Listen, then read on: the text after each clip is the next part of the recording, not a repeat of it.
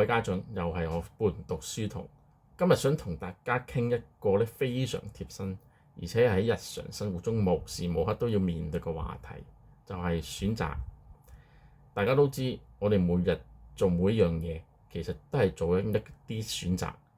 喺我心目中認為咧，人生其實係一條又一條嘅選擇題合成而嚟嘅。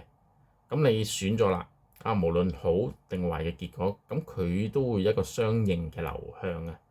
每個流向都有佢個故事發展。咁呢個概念咧，我哋做父母嘅一定要盡早俾個子女知道同埋明白。仲有個延續就叫蝴蝶效應。不過呢個話題咧喺我清單之中㗎啦。咁之後會有一條片再去講嘅。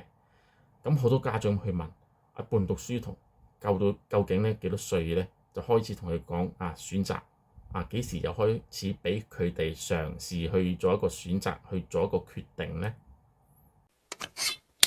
講翻我自己嘅經驗啦，我都係喺個女咧3年級嗰陣咧就俾佢嘗試下去做一個選擇。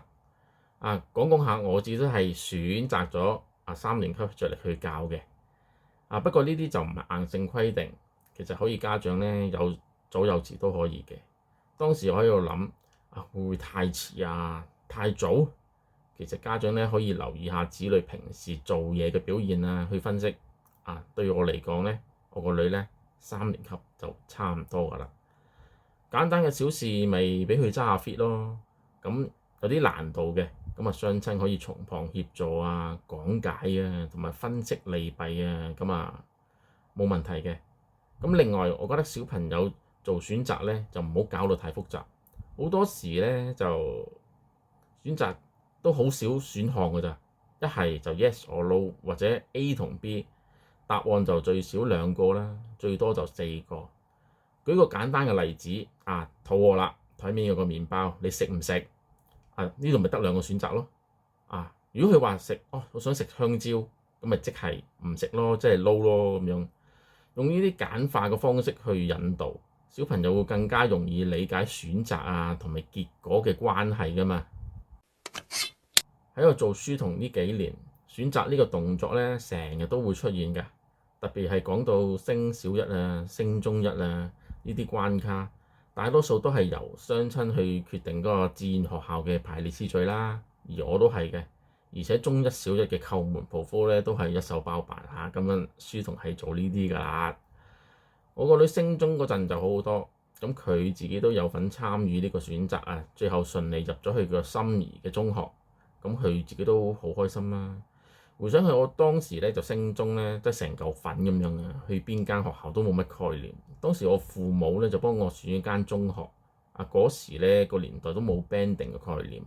過咗咁多年啦，間中學都變咗 band one 啦。咁呢度帶出個好重要嘅點啦。作為雙親，我哋都係要不斷去學習，吸收咁多知識咧，去鞏固我哋，提高我哋嘅選擇正確率啦。我哋上一代嘅父母，因為當時嘅背景咧，就書又讀得唔多，有時做一啲錯誤嘅決定咁呢啲都冇怪佢嘅。咁我哋依家為人父母，企喺呢個位置我哋盡量多啲去學多啲嘢，見識多啲嘢，咁先可以幫子女去揀條好嘅路。咁大家都冇理由點條黑路俾自己個仔女去行㗎，啱唔啱啊？我都見過好多父母去講做啲選擇好大壓力，好怕幫仔女選錯條路咁呢啲心情我想同大家講，我一定會體會到啦，超理解。但係即使有壓力，咁我哋依然都要去做啦，因為呢啲係我哋嘅責任嚟㗎嘛。當然啦，呢個頻道都唔係講啲學校分析嘅頻道，所以咧都唔會有呢啲資料講㗎啦。但係相信各位爹哋媽咪都會做咗好多功課去選擇學校。我想同大家分享嘅就係背後呢種心情就話呢個心態同埋教學嘅概念。